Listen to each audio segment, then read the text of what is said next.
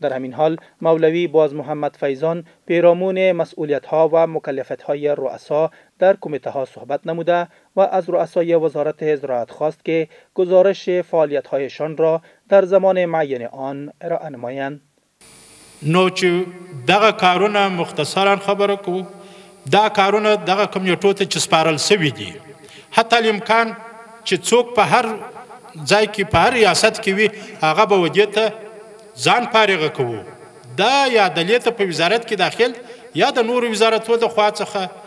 یا د رئیس الوزرا صاحب د خوا څخه یا خاص الخاص د امیر المؤمنین صاحب حفظه الله د طرفه څخه موږ ته راسپارل سوي. د دې زموږ څخه پوښتنه کېږي بیا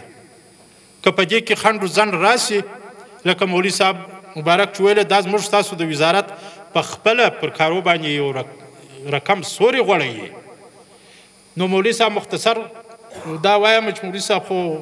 تاسو ته هدایت وکړي چې دې ته ټول متوجه سي و دې ته به په داسې شکل چې هغه د کمیټې مسؤلین به ټول راوغوښته سي، مجددا به خپلو کارو ته متوجه سي. هر کار چې دوی ته سپارل سوی و کوم مشکل پکښې کې و ان شاء الله العزیز هغه به موږ تاسو په ټولو باندې یو طرف ته کړو، خپلو کارو ته به متوجه سو تر څو یې سر ته ورسوو. کارونه د کال ماخرې دی باید دغه کمیټې چې کومې جوړې سوي دي، کوم مسئولیتونه ورسپارل سوي دي، هغه باید ژر تر ژره موږ خلاص کړو.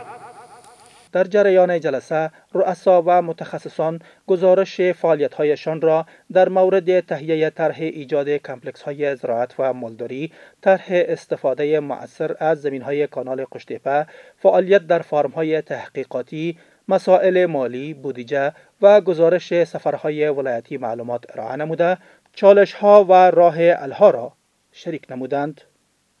موارد ضروری این جلسه از سوی ملا حسین احمد خورشید رئیس دفتر وزارت زراعت یادداشت گردید که در مورد موضوعات ذکر شده در سطح رهبری وزارت روی آن تصمیم گرفته خواهد شد.